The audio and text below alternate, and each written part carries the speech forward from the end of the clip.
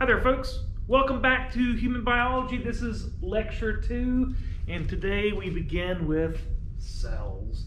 There's a lot that we can talk about here, but the objective of the first portion of this lecture is simply to have a bit of a conversation on cells. Cells being the smallest sort of functional unit of a living thing. All living things at their core are cellular. Some things are single-celled and some things are multicellular, but all living things must have a cell or cells to be considered living. Now, it hasn't always been clear that we were in fact cellular. In fact, for a long time that was not the general assumption. But with the advent of some very intelligent people and the building of some amazing tools, like the microscope as I'm showing here, we realized that we were in fact cellular and began to explore how cells functioned. So that is what we're doing today.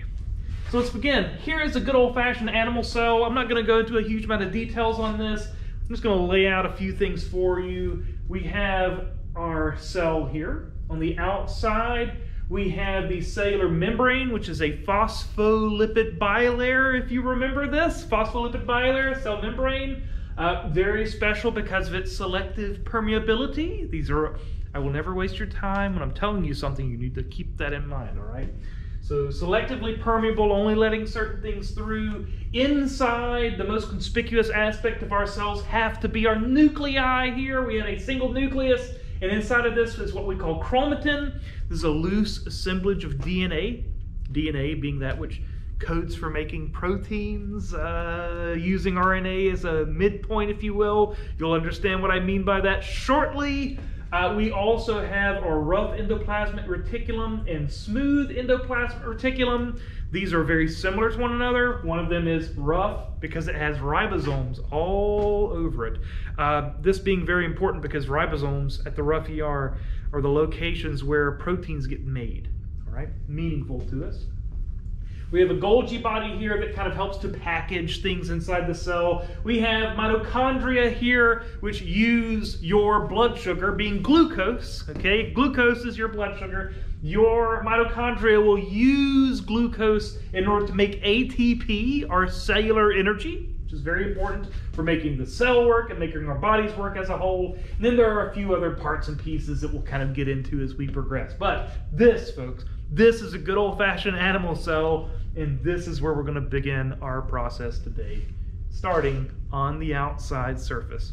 Now, as I established previously, your plasma membranes are very important for us. They are indeed a phospholipid bilayer. So they have phospholipids in two layers. So hydrophilic heads, hydrophobic tail, hydrophilic head. Outside of the cell, inside of the cell, it is a double layer of phospholipids. Now, being that the heads of phospholipids are polar and the tails are nonpolar, what this means is that your cell membranes are a wonderful barrier, folks, a wonderful barrier. They're incredibly selective on what can get into the cell and what can leave the cell, which is important.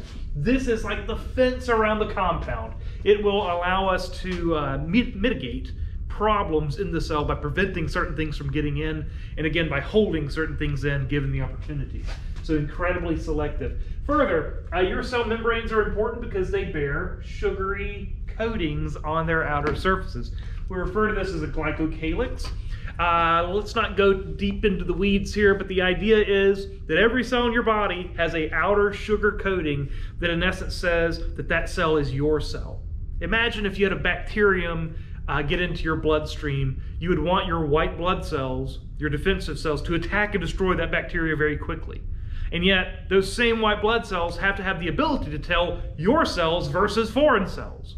These outer markers on the cell membranes help to identify what we call self, non-self recognition. Okay, self, non-self recognition. These outer sugar molecules are like a barcode at a supermarket. You scan that thing and it says you got apples versus oranges. Well, the barcodes on your cells, this glycocalyx, these sugary molecules on the outside of your on the outside of your cell membranes, allow you to determine which cells are yours and if there are any foreign cells, which shouldn't be there. So this is very important for us. So very selective and has markers on the outer surface. Further, your cell membranes bury a lot of proteins. These proteins sort of give the membrane its general function, and there are a lot of different proteins that do a lot of different jobs for you. I just want to give you a few examples. We certainly have some that are receptors. When we talk about blood sugar, there are a couple of hormones that are worthy of our consideration. The most important that most folks think of is probably insulin. All right. When you eat a dozen donuts, it raises your blood sugar levels. So what you will do is your pancreas will release insulin into your bloodstream, and that insulin cruises around your bloodstream, connecting to target cells at receptors, proteins on their cell surface, and telling those cells to take up extra blood sugar. So when we talk about blood sugar, glucose being too high, and your body releasing insulin from your pancreas to bring that back down, what that insulin is really doing is binding to receptors, stimulating the cell to do a task, in this particular case, bringing your blood sugar back down. Some are enzymes that help to either build things or break things down. Some can be either ion channels or gated ion channels. In terms of an ion channel, what this is going to be is an open transit area inside and outside of the cell, so letting things through. Now, your cells are still selective, but in some cases you want the cell to, for instance, have a good water balance, equal amounts of water on the outside as there is on the inside. So you will have channel proteins that are open in the cell membrane just to kind of let things through. And then comparatively, there are also what are called gated ion channels. Gated ion channels have the ability to open and close dependent upon what is necessary for the cell. And you're going to find that this is incredibly important for us. When I flex my muscles, what I'm really doing is I'm opening and closing gated ion channels on my muscle cells that causes them to become flexed or relaxed. If you are hearing me right now, it's because there are small little receptors in your ears that when sound waves impact them, that they open gated ion channels, and that sends a message to your brain that you interpret as hearing.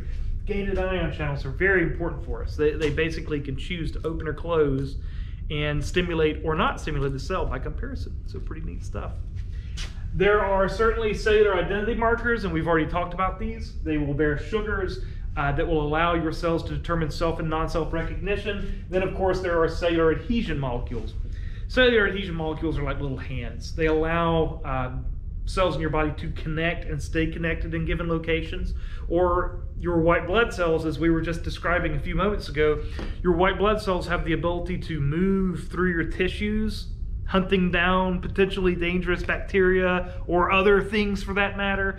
That ability to move through your cells, they have to have the ability to connect and in essence crawl. That would be using cellular adhesion molecules. All right, your plasma membranes can have a whole host of other kind of interesting little nuances. The first one here are tight junctions. Tight junctions are kind of famously seen in your intestinal tract. And in essence, what these are going to do is they're going to work like rivets. They will connect two cells together, making a junction which is tight, so that nothing can get between those cells. In your intestines, there are a lot of bacteria that hang out in your gut, and you don't necessarily want those bacteria getting in your bloodstream. So these connection points, these tight junctions, will prevent things from meandering between cells. There are also what are called desmosomes. Desmosomes are kind of neat. These are going to be a junction between two cells, and a desmosome kind of connects those two cells together. But the desmosome has these radiating filaments that stick off all the edges of it, and they connect to other desmosomes. And then those cells have desmosomes that connect to other cells with other desmosomes and other cells with other desmosomes. And in essence, this is like putting rebar in concrete. It makes the cells very strong. Like I can grab the skin on my arm and not tear off a chunk because every cell there is interlinked with desmosomes and these what are called intermediate filaments, these lines here running off of this, which are very strong and make the whole tissue strong as a whole, all right? The entire tissue is strong as a unit because every cell is interconnected with these desmosomes. Tight junctions just makes the barrier between two cells impermeable. Nothing gets through. Desmosomes connects two cells together structurally, so that all the cells are very strong as a unit when you're pulling against them. And then last but not least are gap junctions. Gap junctions are proteins which connect two cells, but they are gap junctions. They have a gap inside of them that allows for the free flow of fluid, alliteration, the free flow of fluid from one cell to the next. And in essence, what that's going to do is it's going to allow, if one cell becomes stimulated, that stimulus can flow through into adjacent cells and also become stimulated. Your heart muscle does this. So you have to innervate your heart only at a single point at the very top right-hand side. And when that stimulus happens, the stimulus will flow across the heart like this, leading to the heart contracting. So it's like start, end, start, end, start, end. That flow of contraction through the heart is caused by all the cells there being interconnected with gap junctions. So when one cell fires off, each cell along the way begins to fire off as well. They have a gap. They interconnect the cells. That's kind of neat. So again, these are all proteins. Let's talk about some membrane modifications. First, we have microvilli here. Microvilli are interesting surface modifications that you can oftentimes see in cells. Microvilli are most famous in your intestinal tract, all right? Microvilli are non-moving, finger-like projections found in your intestinal tract, and what these are going to do is they are going to increase the surface area as found there, so that by having more surface area, so instead of the cell being flat-topped like this, there are all these little projections, these fleshy projections that stick off, increasing surface area, and by having more surface area, there's a higher chance for absorption to occur here. Why in the intestines? Because it's in your intestines that you absorb nutrients and water from the foods you consume, all right? In the stomach and the upper parts of the small intestine, you digest. In the lower parts of the small intestine and the large intestine, we absorb things, okay? And when we are absorbing things, we want to have these microvilli in place to increase the capacity for that absorption. Works great, all right? Go here, and then there are cilia. All right, now cilia are not the same as microvilli. Microvilli are big, thick, kind of fleshy projections that don't move. Cilia have the ability to move. Sometimes they don't, but cilia have the ability to move. In the most famous places you see these, they most certainly do move. A great place to look for cilia would be in your respiratory tract. Okay, as you are sitting there doing what you do, there will come a stage as you're sitting, listening, paying attention, I hope, where you're going to go, you cough, you clear your throat, and then you swallow and send all that stuff down into your stomach. You see, in the room you're in right now, there's all sorts of debris in the air, dust, random stuff. And you're breathing that stuff in. That stuff gets into your respiratory tract and will stick to the walls of like your trachea, as an example. Your body has motile cilia that beat to push that debris up and out of your respiratory tract, where eventually you go, and that clears your respiratory tract, throwing things into your esophagus, where you swallow and it goes down into your stomach. And your stomach digests it away and takes care of it. These are cilia. These are cilia. And we've got them in a lot of different places, but in your respiratory tract is a perfect place to look for them. All right, good. Let's go here. Let's talk a little bit about your cytoskeleton. So your cells have a skeleton just like you have a skeleton. It's just a little different. The main cytoskeletal elements that we're going to talk about are called microfilaments, intermediate filaments, and microtubules. All right? Microfilaments, intermediate filaments, and microtubules. Microfilaments are very, very small. They're made of actin, and they're sort of involved in cellular motility. Think about a white blood cell with its cellular adhesion molecules crawling through your tissues. It's able to move because of microfilaments. All right, they assist in cellular motility. The cell is capable of moving around ever so slightly due to these microfilaments and their actin subunits. Then there are intermediate filaments. They look like this inside of a cell, all right? These intermediate filaments are most famous for their connection points with desmosomes. So those desmosomes that link cells together like your skin, so you can't tear chunks of skin off, they are held together using intermediate filaments that radiate off those desmosomes, connecting to other desmosomes with other intermediate filaments. Intermediate filaments are like rope. Now, key point. Intermediate filaments are like rope. That means you can pull against them and they're very strong, but you can't compress them. In come microtubules. Microtubules are like tent poles. They're incredibly rigid and strong. So not only can you pull against them and they're strong, but you can compress them and they work like tent poles. They keep the cells open. They make the cell more rigid, as it were. Further, microtubules are kind of neat because they work like a cellular subway station. So materials inside the cell can move around from one place to the next, and they do so by using microtubules as a track, like subway on a rail. The rail being the microtubules and the subway being these special proteins that carry things from place to place. So like I could flip over in a little while and I'll show you this, and I can show you microtubules holding cells open in their unique three-dimensional shapes. This is a meaningful consideration.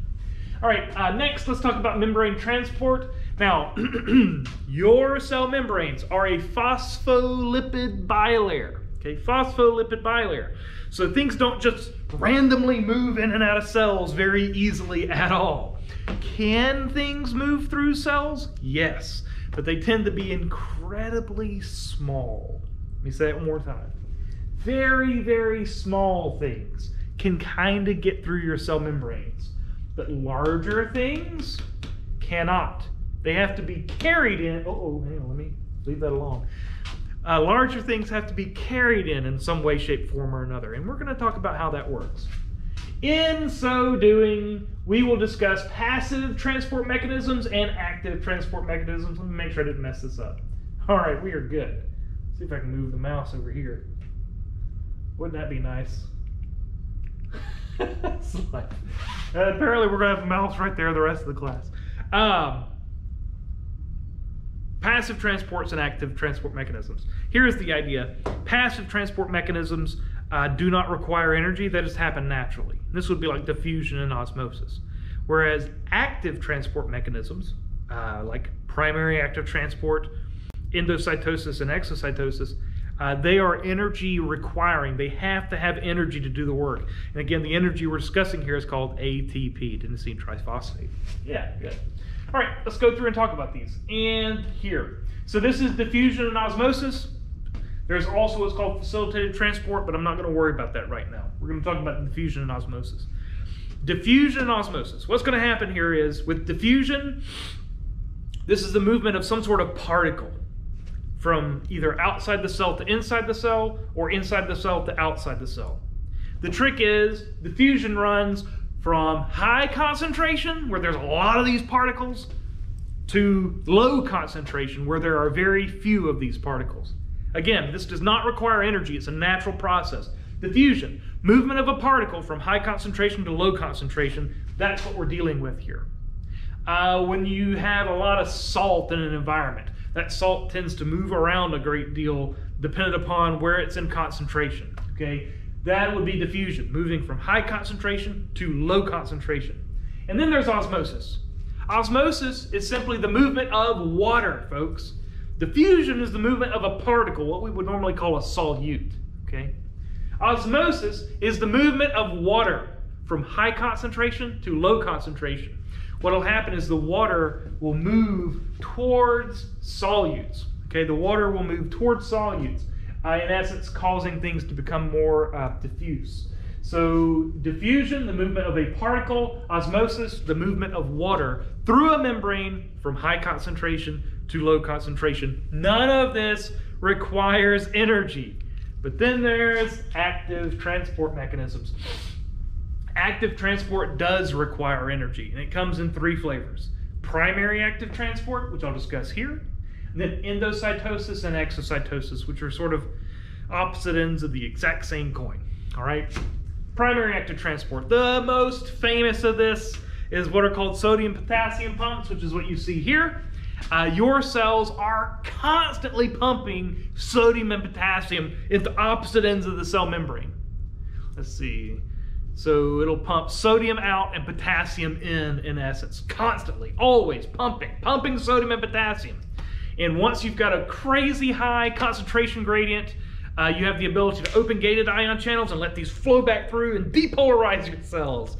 So these are ions, they are charged particles. at rest, my bicep, my sodium and potassium pumps have pumped sodium and potassium to opposite ends of my cell membranes.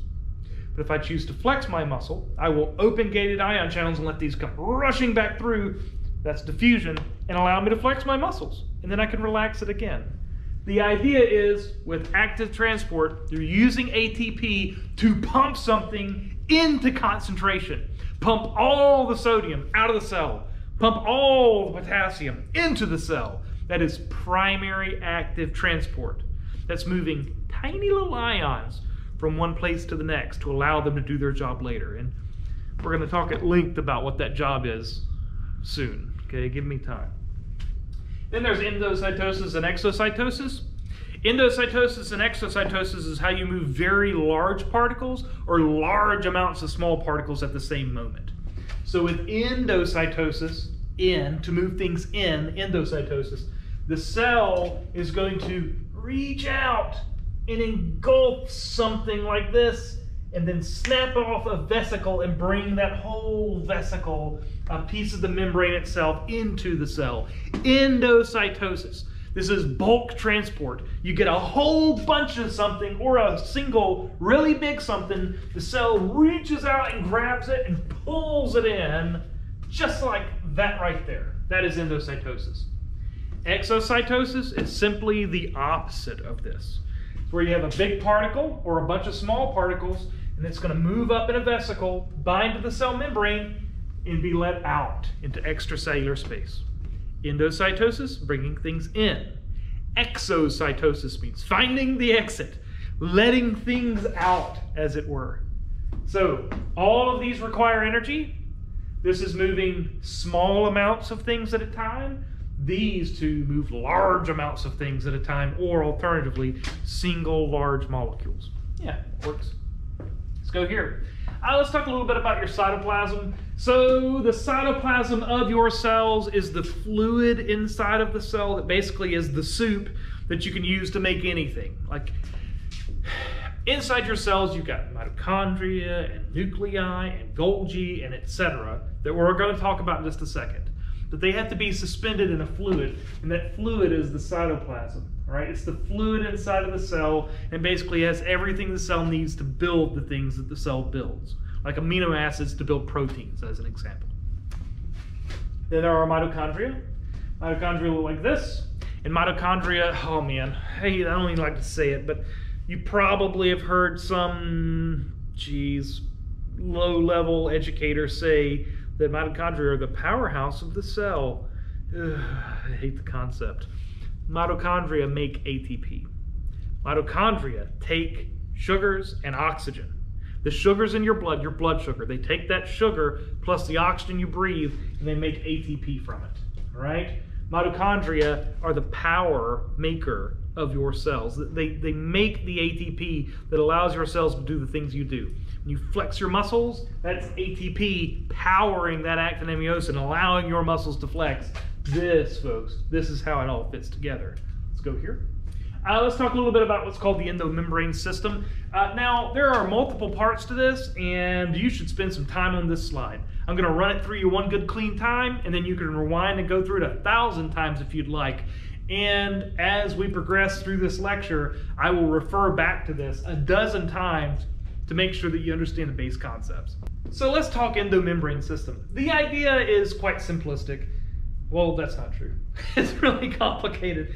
I'm going to lay all this out for you because that's just the way I feel right now. And let's see where it takes us.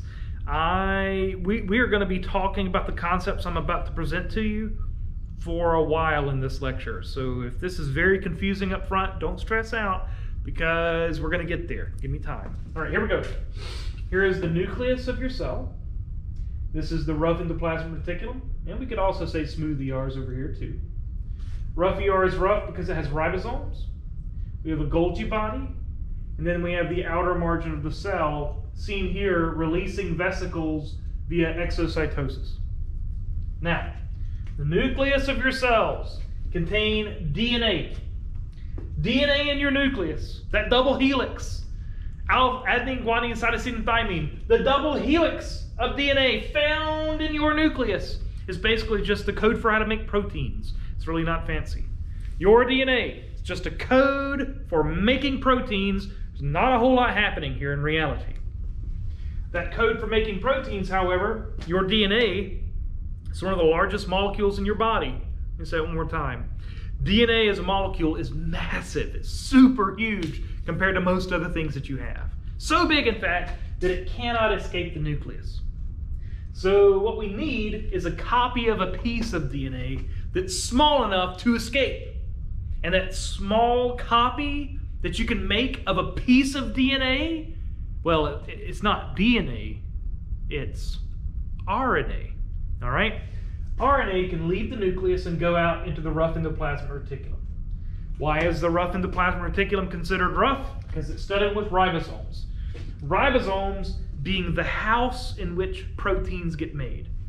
So if the DNA is in the nucleus, and that's the code for how to make a protein, and we make a copy of a piece of it called RNA, which basically says this is how to make a specific protein, it can leave and go to the rough ER where it comes into contact with a ribosome. And the ribosome will make proteins, at least in their what we call the primary strand. If you've done the previous lecture, you might remember primary, secondary, tertiary, and quaternary structures of proteins. The primary structure is made here. That can then be packaged into a vesicle and moved into the Golgi body, where it can be finalized into a secondary, tertiary, or quaternary form. That can then be released from the cell via exocytosis to go out and do work. So, if your blood sugar is high and you release insulin to deal with that excess glucose in the bloodstream, that insulin is made in the pancreas. The code for how to make the insulin is in the nucleus. You make a copy of that code and send it to the rough ER. In the rough ER, the ribosome makes the primary status of that insulin molecule. It gets sent off to the Golgi to be finalized and put in its usable form, and that will then be released from the pancreatic cells into the bloodstream as functioning insulin to help you regulate your blood sugar levels. This is the endomembrane system. And there are obviously some other things to talk about. We could talk about smooth ER and how it makes cholesterol and cholesterol-based molecules. We could talk about lysosomes, how they're made by the Golgi body, and how they're kind of defensive and contain enzymes that can break things down inside the cell when necessary. But the real point is here. Nucleus to rough ER with ribosomes, to Golgi to outside the cell via this secretory exocytosis process. It's amazing. All right, let's go here. Next, let's talk about your DNA in a little more detail. So you know that the nucleus of your cells contains what we call, oh, it's not here. Chromatin. It's really not there? Yeah, it doesn't.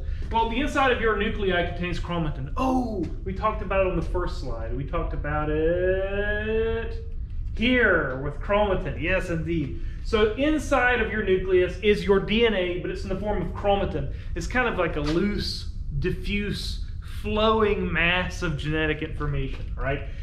But if you break this down and look at it, what you'll find it is still a double helix, and that double helix stores your genetic information. Yeah, so far so good. What else do I want to say here? I'm going to point out histones. Histones are proteins that help us package DNA. So your DNA is a double helix, means twisted ladder, looks something like this, of adenine, guanine, cytosine, and thymine. But DNA is, as a huge molecule, as we discussed previously, you have to package it in a special way to make it useful. And to package it, we have these histone proteins. And those histone proteins help to keep the DNA in a structure that allows it to be more usable. So histones matter for us. These are proteins that help us package DNA. I tell students all the time that if you take Christmas lights off your Christmas tree and just ball them up, throw them in a box, you're never going to unravel those again.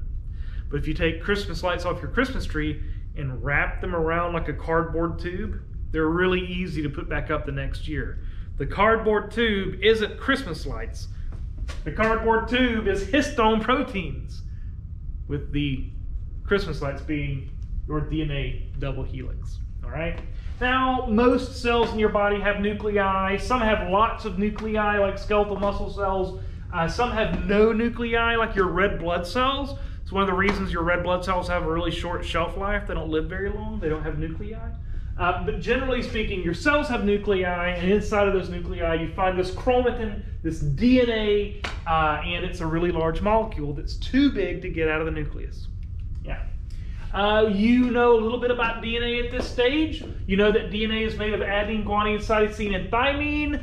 Uracil is not found in DNA. Uracil is found exclusively in RNA, where it replaces thymine. We've played this game before, I believe. So DNA is adenine, guanine, cytosine, and thymine. These are our base pairs. Whereas in RNA, it's adenine, guanine, cytosine, and uracil. Okay, no thymine, no thymine. Let's go here. If I were you, I'd know who binds to who. Adenine binds exclusively to thymine. Guanine binds exclusively to cytosine. This is in DNA. Again, in RNA, you would replace thymine with uracil. Now, a couple things we need to talk about here. What we have is an alternating phosphate, sugar, phosphate, sugar, phosphate, sugar, phosphate, sugar, phosphate backbone. The sides of this are alternating sugars and phosphates, and they are covalently bonded. That is to say that they are really strong. Very difficult to break the covalent bonds in the backbone of DNA. Whereas the central core, where we have adenine, thymine, guanine, cytosine, etc., all of this, it is hydrogen bound to itself, you might say. There's hydrogen bonding holding this together, and hydrogen bonds are inherently very weak.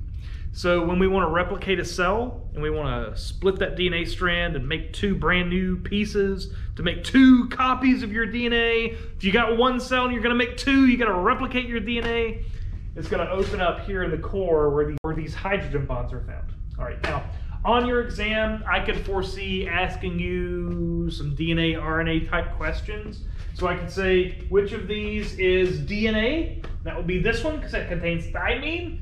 Whereas this one contains uracil, it must be RNA. Or alternatively, I could present you with this and ask you what a complementary DNA strand would look like. So adenine binds to thymine, guanine, cytosine. Adenine, thymine, cytosine, guanine, thymine, adenine, adenine, thymine, guanine, cytosine. I could ask you for the complementary strand and what it would be. Adenine to thymine, guanine to cytosine. It's not that difficult in reality. Okay, so this is a conversation on DNA and RNA, all of which to get here. And what we're going to talk about just very briefly is the cellular life cycle. Just to make a point, look, take biology 1. You're going to live in the cellular life cycle for like a whole week in biology 1. I'm going to do a quick version on one slide. You have been seeing something like this your entire adult life. Well, I shouldn't say it that way. In middle school, you probably started seeing a chart like this. Interphase, prophase, metaphase, anaphase, telophase, cytokinesis. What a pile of garbage. It really doesn't explain the concept to you that this sort of graphic does. What I want to point out is that you have cells for a reason. You have liver cells, actually, you have liver cells doing liver cell things. You have heart cells doing heart cell things. You got muscle cells doing muscle cell things. You got nerve cells doing nerve cell things. You got skin cells doing skin cell things. That all happens right here. Your cells are here in interphase. Almost always. You've got cells in your body that have been in interphase since you were born. When you were in utero, those cells were in interphase and they will never go through mitosis. Interphase, which doesn't get enough love, and it irritates the heck out of me when you get a graphic like this. Interphase is where your cells are doing the job your cells do. Okay? The only time they enter mitosis, which is the rest of this, is when they're going to divide. And that happens very rarely, if at all. Again, you've got cells that will never divide. They will be in interphase for the duration of your life cycle. They were in interphase, like in your brain. You have nerve cells in your brain. When you were born, they were there in their functional state, and they will be there in that same state when you die. Interphase is where cells spend the vast majority of their time. And I'm not going to go into any more detail than that. I think that's good enough for me. So mitosis is when the cell is going to divide. Interphase is when the cell is doing its job. Good. Let's go here. All right, let's have a little conversation on proteins, team. So you have DNA. In DNA, you have many chromosomes. If you want to get technical, you have 23 pair of chromosomes. That's 23 chromosomes from your mama, 23 chromosomes from dad. Those come together to make you a functioning human with 23 pair of chromosomes. Right? So you have DNA, which contains many chromosomes. Those chromosomes are comprised of many genes. Those genes and the activity of them, in essence, are the code for how to make protein. So, one chromosome has many genes, and a gene is just a section that codes for how to make a protein. It's kind of like going into a library with many cookbooks. Each cookbook would be a chromosome, and if you open the cookbook up, a single recipe would be a gene. It says, this is how you make a pie. This is how you cook a steak. The recipe is a gene. A gene says how to make a single type of protein. It works like a charm. All right, good.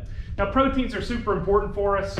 They can be supportive, like keratin in your skin that gives your skin its toughness. They can be enzymatic, like amylase, helps you break down starches and the foods that you consume, like potatoes. They can be important for transport, like hemoglobin. Hemoglobin in your red blood cells allows those red blood cells to transport oxygen from place to place.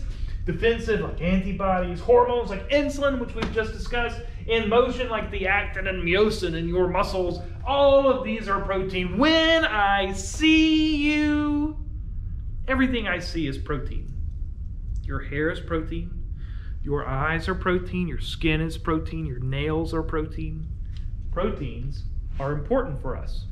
The code for making them is in our DNA. And each piece that codes for how to make a single protein, that is called a gene. Yeah, good. Oh, there we go. Here we go. So here's the breakdown of this. DNA as a molecule is too large to exit the nucleus. So we need an intermediate molecule that can lead some genetic information out into the cytoplasm where we can make these proteins. That intermediate molecule is called RNA. So DNA is too big to get out. So you make an RNA copy of a gene and send that out for the making of protein. It's going to go something like this. DNA, key term, gets transcribed. The process is called transcription. DNA is transcribed into a single-stranded little piece of RNA. It's small, so small it can leave the nucleus. That process of taking DNA, making a copy of a gene, an RNA transcript, that is transcription.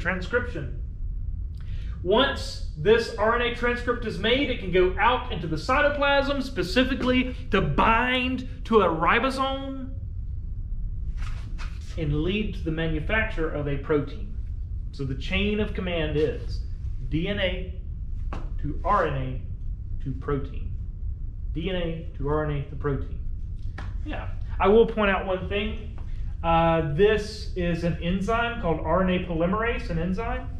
RNA polymerase is the enzyme that makes RNA. Takes DNA, looks at it, builds the RNA transcript. RNA polymerase is responsible for transcription. And the reason I point this out is simply to say that anytime you see a word that ends in ASE, like polymerase, you know it's an enzyme. It could be amylase. You know it's an enzyme. It could be some kind of crazy word like acetylcholinesterase, but you know it's an enzyme because it ends in ASE. Okay, it ends in ASE. Let's go here. So the process of doing this, of taking DNA, making an RNA transcript, using RNA polymerase, and then sending that RNA transcript out. Again, this is going to be small enough to leave the nucleus and go out here for translation in the cytoplasm to become a protein eventually. This process is incredibly fast and accurate. We can measure it. In some bacteria, they lay down amino acids at a rate of about 20 per second, with very few ever being laid down improperly, because these polymerase molecules that we've been talking about, they self-check themselves, so they'll go back and proofread in essence. So the chance of building a protein wrong is very rare indeed, all right? Let's see, information in genes is ultimately used for making proteins. This whole process requires huge amounts of ATP. That is all true. DNA of each gene contains information to make a one polypeptide. Yeah. Okay, so you have, pay attention team, you have 23 pair of chromosomes. On those 23 pair of chromosomes, there are a grand total of about 25,000 genes. That is to say, you have more than 1,000 genes per chromosome.